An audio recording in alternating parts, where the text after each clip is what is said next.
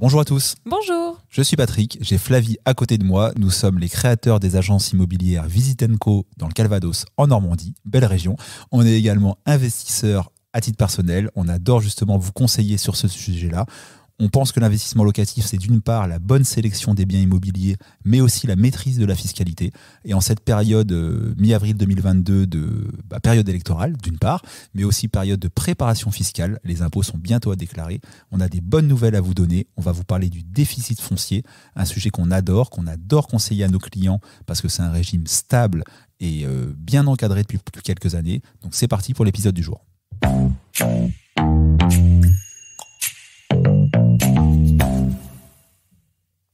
Alors moi, Patrick, j'ai hâte d'entendre ce que tu vas nous apprendre sur cette magie qui peut nous faire économiser des impôts. Exactement. Ce qu'il faut bien comprendre quand on veut se lancer dans l'investissement locatif, c'est qu'on va créer des loyers. Ça, c'est la bonne nouvelle. La nouvelle auquel on pense moins, c'est que ces loyers-là, ça va être des revenus. Si c'est de la location nue, en tout cas de la location non meublée de biens immobiliers. Qui dit revenu, dit impôt. Et effectivement, on se dit souvent, j'achète un bien immobilier dont le loyer va être proche ou un peu supérieur à mon crédit pour l'acheter. Donc bonne nouvelle, ça va se payer tout seul et tout va bien. Sauf que si on nommait le volet fiscalité, on peut très vite se retrouver, selon la situation, avec 30 à 40% d'imposition des loyers. Et donc, en fait, quelque chose qu'on pensait s'autofinancer ou presque, et qui finalement nécessite un gros effort d'épargne à cause des travaux. Donc la bonne nouvelle, c'est qu'on peut améliorer ça. Donc toujours en achetant un bien immobilier pour le louer, mais en faisant le choix de mettre volontairement des charges en face. Les charges les plus simples à trouver quand on fait de l'investissement locatif, c'est la réalisation de travaux. Très bien, alors tu vas peut-être nous expliquer quels sont les travaux qu'on peut déduire et quels sont les travaux qu'on ne peut pas déduire. Oui, alors les impôts déjà effectivement vont permettre d'effacer, de gommer les loyers qu'on encaisse.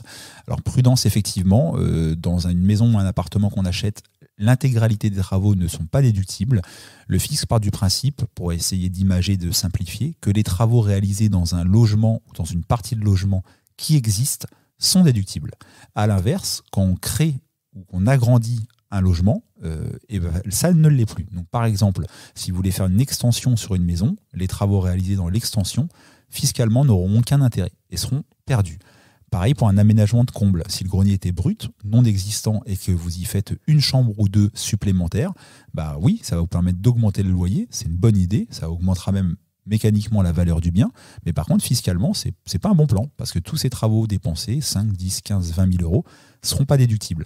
Alors qu'à l'inverse, quand vous faites des travaux d'isolation énergétique, des travaux d'assainissement ou même des travaux d'embellissement, carrelage, peinture, etc., ce sont des travaux soit d'entretien, soit d'amélioration qui apportent un élément de confort, sont déductibles. Donc le bon plan dans l'immobilier ancien, c'est d'acheter des biens plutôt en mauvais état, qui nécessitent en tout cas des travaux, mais des biens existants dans lesquels on ne va pas toucher aux structures porteuses, etc. Et dans ces cas-là, 100% des travaux qu'on fait seront déductibles, aussi bien si on les a fait par une entreprise que même si on les a fait soi-même. On ne pourra pas du coup rentabiliser son temps, qui n'aura pas de valeur fiscale, mais l'achat des matériaux dans un cas comme celui-ci sera déductible, même si on a fait les travaux soi-même comme un grand. Alors attends, tu es en train de me dire que si j'achète un appartement 120 000 euros et que j'y fais 40 000 euros de travaux, je vais pouvoir déduire 40 000 euros de mes impôts? Comment ça fonctionne? C'est pas aussi simple que ça, mais presque. Effectivement, les travaux, s'ils rentrent bien dans les deux premières familles indiquées ci-dessus, oui, les 40 000 euros seront bien déductibles. Alors pas de tes impôts, bien évidemment, mais de tes revenus fonciers. C'est-à-dire que les loyers que tu vas encaisser tous les ans, 6, 7, 8 000 euros de loyer tous les ans, si on reprend notre exemple, seront gommés dans plusieurs années par cette fameuse enveloppe de 40 000 euros de travaux. Et c'est même plus magique que ça. Dans sa grande bonté, le législateur, le fiscaliste, est parti du principe que la première année de réalisation des travaux, on peut même piocher dans cette enveloppe travaux pour réduire jusqu'à 10 700 euros ses revenus d'activité. Donc pour faire simple, dans un cas comme le tien, 40 000 euros de travaux, ça permet quoi? Ça permet de ne pas payer d'impôts sur les revenus fonciers pendant au moins 4 à 5 ans, et ça permet la première année d'économiser des impôts sur 10 700 euros de revenus à déclarer en moins. Donc si tu es dans une TMI de 11% comme la majorité des Français, c'est 1 500 euros d'économie d'impôts. Si tu gagnes un peu mieux ta vie et que tu es dans une tranche marginale d'imposition de 30%, c'est pas loin de 4 000 euros d'économie d'impôts.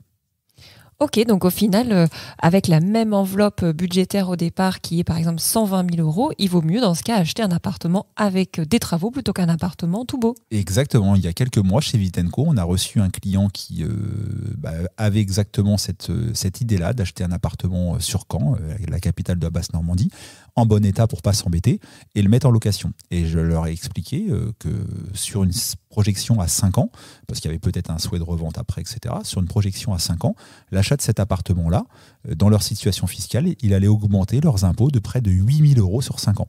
Donc quand je leur ai dit ça, ils se sont dit « Ok, on arrête tout ». Je leur ai dit « Non, bonne idée. On va quand même l'acheter, l'appartement, mais au lieu d'acheter 120 000 euros, un appartement en parfait état qui va générer 8 000 euros d'impôts, on va vous trouver un appartement à 80 000 euros, en mauvais état, donc il fait à peu près la même superficie, parce que la différence, c'est l'état du bien, 80 000 euros, on va y réaliser 40 000 euros de travaux, et là, sur 5 ans, c'est 0 euros d'impôts supplémentaires, et c'est même 1 500 euros, dans le cas des clients que je cite, d'économie d'impôts la première année. Donc c'est pour illustrer, tu as raison de le dire, qu'on peut très bien investir la même somme pour le même loyer, mais ne pas avoir du tout le même rendement au final, parce que l'impôt entre deux, la fiscalité peut être complètement différente, si on a acheté un bien en bon ou en mauvais état. Et ben ça, c'est une astuce que peu de gens connaissent et je pense qu'il est bon quand on a un projet d'investissement locatif de se poser la question de sa fiscalité.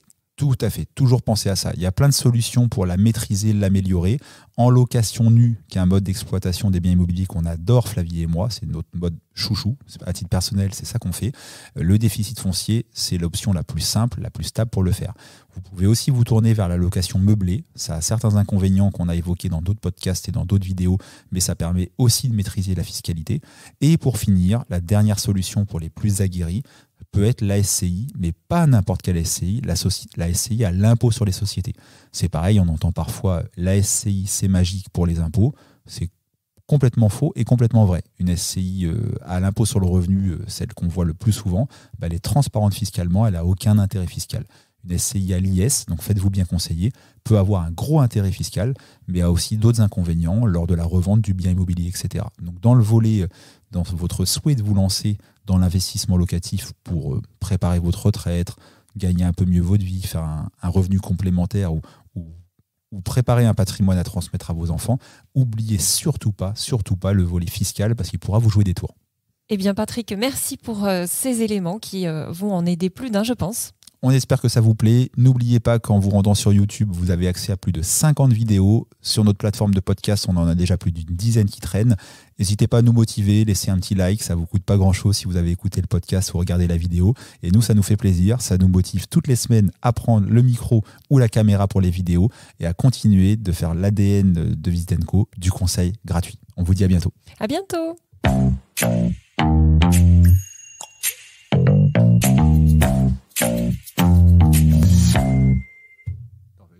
Non, je ne veux pas exprès.